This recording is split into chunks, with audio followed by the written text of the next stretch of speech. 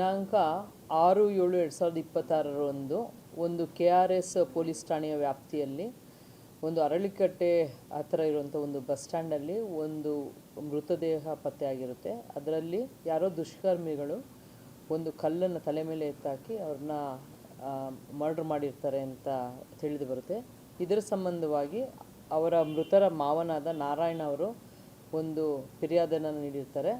ಇದಕ್ಕೆ KRS police ಠಾಣೆ crime number 114/26 ಪ್ರಕರಣವನ್ನು ದಾಖಲು ಮಾಡಿಕೊಂಡು ತನಿಖೆಯನ್ನು ಕೈಗೊಂಡಾಗ ತಿಳಿದು ಬರುತ್ತದೆ. ಮೃತನ ಹೆಸರು ರಾಕೇಶು. ಇವರು ಬೇಸಿಕಲಿ ಕಾರ್ಪೆಂಟ್ರ್ ವರ್ಕ್ ಮಾಡ್ತಾ ಇರ್ತಾರೆ. ಇವರು ಹಿಂದಿನ ದಿವಸ ಅಂದರೆ 6ನೇ ತಾರೀಕು ಅವರಿಗೆ ಒಂದು ಕೆಲಸ ಬರುತ್ತೆ. ಮೈಸೂರಲ್ಲಿ ಇನಕಲ್ಲಲ್ಲಿ ಇವ್ರಿಗೆ ಒಂದು ಕಾರ್ಪೆಂಟ್ರ್ ವರ್ಕ್ ಸಿಗುತ್ತೆ. ಇವರು ಅಂಬರೀಷನವ್ರ ಜೊತೆಯಲ್ಲಿ ಕರ್ಕೊಂಡು ಆ ಕಾರ್ಪೆಂಟ್ರ್ ವರ್ಕ್ ಹೋಗಿರ್ತಾರೆ. ಅಂಬರೀಷ್ ಅವರು ಸಹ ಅವ್ರಿಗೆ ಅಸಿಸ್ಟ್ ಮಾಡೋವಂಥ ಕೆಲಸ ಮಾಡ್ತಾಯಿರ್ತಾರೆ ಕಾರ್ಪೆಂಟ್ರ್ ವರ್ಕಲ್ಲಿ. ಅವರು ಕೆಲಸ ಎಲ್ಲ ಮುಗಿಸ್ಕೊಂಡು ವಾಪಸ್ ಬರಬೇಕಾದ್ರೆ ಅವತ್ತು ಅವ್ರು ಹುಟ್ಟಿದಬ್ಬ ಇರುತ್ತೆ. 6ನೇ ತಾರೀಕು ಅವ್ರು ಹುಟ್ಟಿದಬ್ಬ ಇರುತ್ತೆ. 7ನೇ ತಾರೀಕು ಅವ್ರು ಹುಟ್ಟಿದಬ್ಬ ಇರುತ್ತೆ. ಸೊ 6ನೇ ತಾರೀಕು ಅವರು ಕೆಲಸ ಮುಗಿಸ್ಕೊಂಡು KR ಪೇಟೆಗೆ ಹೋಗ್ಲಿಕ್ಕೋಸ್ಕರ ಅವರು KRS ಮಾರ್ಗವಾಗಿ ಹೋಗ್ತಾ ಇರ್ತಾರೆ. ರಾಕೇಶ್ ಅವ್ರಿಗೆ ತುಂಬ ನಿದ್ದೆ ಬರುತ್ತೆ. ಅವಾಗ ಅವರು ನಾನು ಮಲ್ಕೊಳ್ಬೇಕು, ನನಗೆ ಹುಷಾರಿಲ್ಲ ಅಂತ ಹೇಳ್ಬಿಟ್ಟು ಆ ಒಂದು ಬಸ್ ಸ್ಟ್ಯಾಂಡಲ್ಲಿ ಅವರು ಮಲ್ಕೊಳ್ತಾರೆ. ಆದರೆ ಅಂಬರೀಷ್ ಅವ್ರಿಗೆ ಚಳಿ ಆಗ್ತಾ ಇರುತ್ತೆ. ಅದು ಅವತ್ತು ಲೈಟಾಗಿ ಡ್ರಿಸ್ಲಿಂಗ್ ಮಳೆ ಇರುತ್ತೆ. ಅದಕ್ಕಾಗಿ ಅವರು ಚಳಿ ನಾನು ವಾಪಸ್ ಹೋಗ್ಬಿಡೋಣ KR ಪೇಟೆಗೆ ಬಾ ಅಂತ ಅವರು ಒತ್ತಾಯ ಮಾಡ್ತಾರೆ ಅಂಬರೀಷ್ ಅವರು. ಇವರು ಅದಕ್ಕೆ ಒಪ್ಪಲ್ಲ. ಆಗ ಪದೇ ಅವರು ಎಬ್ಬರಿಸ್ತಿದ್ದಾಗ ಅವರು ಇಬ್ಬರು ಕುಡ್ದಿರ್ತಾರೆ. ಹಂಗಾಗಿ ಇವನು ಕೋಪ ಮಾಡಿಕೊಂಡು ರಾಕೇಶು ಅಂಬರೀಷ್ ಅವ್ರಿಗೆ ಒಂದು ಏಟು ಹೊಡಿತಾರೆ. ಅದು ಹಣೆ ಹತ್ರ ಒಂದು ಸ್ವಲ್ಪ ಪೆಟ್ಟಾಗುತ್ತೆ. ತದನಂತರ ಮತ್ತೆ ಅವರು ಡಿಸ್ಟರ್ಬ್ ಮಾಡಬೇಡ ಅಂತ ಮಲಗಕ್ಕೆ ಟ್ರೈ ಮಾಡ್ತಾರೆ. ಆವಾಗ ಅಂಬರೀಷ್ ಅವರು ಅವ್ರಿಗೆ ಕೇಳ್ತಾರೆ, ನೀನು ಬರಲಿಲ್ಲ ಅಂದರೆ ಕಲ್ಲೆತ್ತಾಕ್ಬಿಡ್ತೀನಿ ಅಂತ. ಆಗ ರಾಕೇಶ್ ಅವರು, ನೀನು ನಿಮ್ಮ ಅಪ್ಪನ ಹುಟ್ಟಿದ್ರೆ ನೀನು ಎತ್ತಾಕು ಕಲ್ಲು ಅಂತ ಹೇಳಿರ್ತಾರೆ ಅವರು. ಹಂಗಾಗಿ ಇವರು ಕೋಪಗೊಂಡು ಕುಡಿದು ಮತ್ತಿನಲ್ಲಿ ಕಲ್ಲೆತ್ತಾಕಿರ್ತಾರೆ ಅಂತ ತನಿಖೆ ಮೂಲಕ ತಿಳಿದು ಬಂದಿದೆ. ಅದು ಆ್ಯಕ್ಚುಲಿ ಅವರು ಏನು ಇದು ಮಾಡಿದ್ದಾರೆ, ಇದು ಡಾಗ್ ಸ್ಕ್ವಾಡು, ಫಿಂಗರ್ ಪ್ರಿಂಟ್ಸು ಅದೆಲ್ಲನೂ ಇದು ಮಾಡುತ್ತೆ. ಇವ್ರ ಜೊತೆ ಹೋಗಿರೋರು ಇವರೇ ಇರ್ತಾರೆ. ಯಾಕೆಂದರೆ ಅಂಬರೀಷ್ ಎಲ್ಲ ಒಂದು CC ಕ್ಯಾಮ್ರಾ ಚೆಕ್ ಮಾಡಿದಾಗ ಎಲ್ಲನೂ ನಾವು ವೆರಿಫೈ ಮಾಡಿದಾಗ ರಾಕೇಶ್ ಜೊತೆ ಹೋಗಿರೋರು ಒಬ್ಬರೇ ಇರ್ತಾರೆ, ಅಂಬರೀಷ್ ಅಂತ. ಫಸ್ಟ್ ಇವರು ಅಂಬರೀಷ್ ಅವರು ಬೇರೆ ಥರ ಒಂದು ಕತೆ ಕಟ್ಟಿ ಹೇಳಲಿಕ್ಕೆ ಸ್ಟಾರ್ಟ್ ಮಾಡ್ತಾರೆ. ಅವರು ಈ ಇನ್ಸಿಡೆಂಟ್ ಆದಮೇಲೆ ಬಸ್ ಹತ್ಕೊಂಡು ಹೊರಟೋಗಿರ್ತಾರೆ ಅಕ್ಕಿ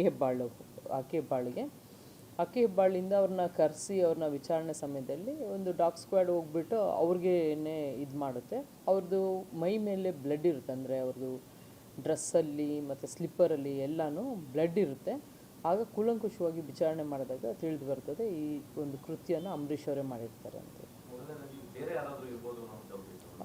ಇವರೇ ಒಂದು ಕತೆ ಕಟ್ಟಿರ್ತಾರೆ. ಯಾರೋ ಬಂದರು, ಈ ಥರ ಇಬ್ಬರು ಬಂದಿದ್ದರು, ಮರ್ಡ್ರ್ ಮಾಡಿಬಿಟ್ಟು ಹೊರಟೋದ್ರು, ನಾನು ಕಿರ್ಚ್ಕೊಂಡೆ, ಆ ಥರ ಎಲ್ಲ ಹೇಳಿರ್ತಾರೆ. ಬಟ್ ಫೈನಲ್ಲಿ CC ಕ್ಯಾಮ್ರಾ ಚೆಕ್ ಮಾಡಿದಾಗ ಇವರಿಬ್ಬರೇ ಇರೋದು ಕಂಡು ಬರುತ್ತೆ. ಬೇರೆ ಇನ್ಯಾರೂ ಅಲ್ಲಿ ಆ ಕಡೆ ಓಡಾಡಿರೋದೇ ಇರಲ್ಲ.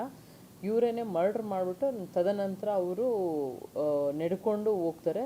ಸ್ವಲ್ಪ ದೂರ ಹೋಗ್ಬಿಟ್ಟು ಆಮೇಲೆ ಬಸ್ ಹತ್ಕೊಂಡು ಹೊರಟೋಗ್ತಾರೆ ಅಕ್ಕಿ ಹೆಬ್ಬಾಳಿಗೆ. ಇವರು ಅವ್ರ ಜೊತೆಯಲ್ಲೇ ಸುಮಾರು ವರ್ಷಗಳಿಂದ ಜೊತೆಯಲ್ಲೇ ಹೆಲ್ಪರ್ ಆಗಿ ಕೆಲಸ ಮಾಡ್ತಿರ್ತಾರೆ, ಕಾರ್ಪೆಂಟ್ರು. ಇವ್ರಿಗೆ ಯೂಶ್ವಲಿ ದುಡ್ಡು ಹೆಚ್ಚಾಗಿ ಕೊಡಲ್ಲ ಅಂತೆ. ಕುಡಿಯಲಿಕ್ಕೆ ಕೊಡಿಸ್ತಾರೆ, ಊಟ ಕೊಡಿಸ್ತಾರೆ, ಮತ್ತು 50 ರೂಪಾಯಿ 100 ರೂಪಾಯಿ ಆ ಥರ ಕಮ್ಮಿ ಅಮೌಂಟು ಕೊಡ್ತಾ ಇರ್ತಾರೆ ಅಂತ ತಿಳಿದು ಬಂದಿದೆ. ಇಬ್ಬರು KR ಪೇಟೆ ಅವರನ್ನು. ಖಂಡಿತವಾಗ್ಲೂ ಡಾಗ್ ಸ್ಕ್ವಾಡಿಂದ ಇದರಲ್ಲಿ ಹೆಲ್ಪ್ ಆಗಿದೆ. ಡಾಗ್ ಈಗ ಸ್ಮೆಲ್ ಮಾಡ್ತಾರಲ್ಲ, ಈಗ ಕಲ್ಲನ್ನು ಸ್ಮೆಲ್ ಮಾಡಿದಾಗ ಅದು ಆ್ಯಕ್ಚುಲಿ ಅದು ವಿಚಾರಣೆಗಾಗಿ ಅವ್ರನ್ನ ಫಸ್ಟು ಇವರೇ ಅಂತ ಮಾಡಿರೋದು ಗೊತ್ತಾಗಿರಲ್ಲ. ಕರ್ಕೊಂಡು ಬರ್ತಾರೆ. ಆ ಟೈಮಲ್ಲಿ ಡಾಗ್ ಹೋಗ್ಬಿಟ್ಟು ಸೀದಾ ಅವ್ರ ಹತ್ರನೇ ಹೋಗ್ಬಿಟ್ಟು ಅದು ನಿಂತ್ಕೊಳ್ಳುತ್ತೆ.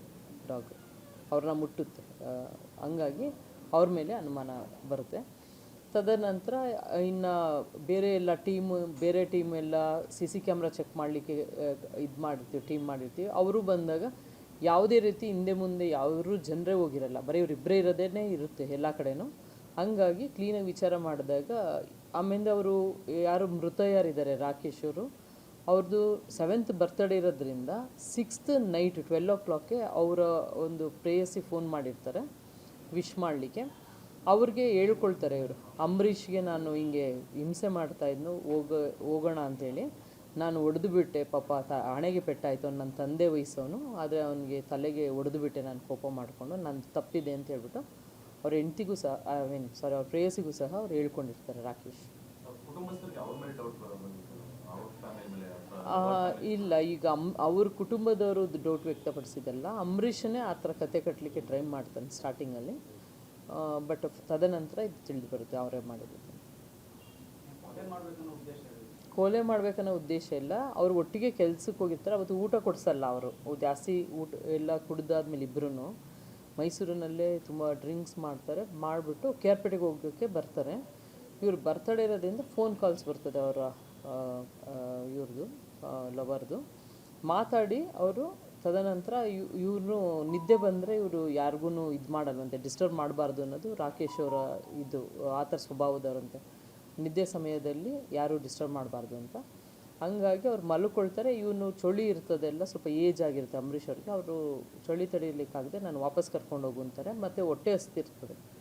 ಹಂಗಾಗಿ ಅವರು ಸಡನ್ನಾಗಿ ಇವರು ಹೇಳಿದ್ದಕ್ಕೆ ಕೋಪ ಮಾಡಿಕೊಂಡು ಕಲ್ಲೆತ್ತಾಕಿದ್ದಾರೆ ಕುಡಿದ ಮತ್ತಿನಲ್ಲಿ ಅಂತ ಅವರ ಹೇಳಿಕೆಯಿಂದ ತಿಳಿದು ಬಂದಿದೆ.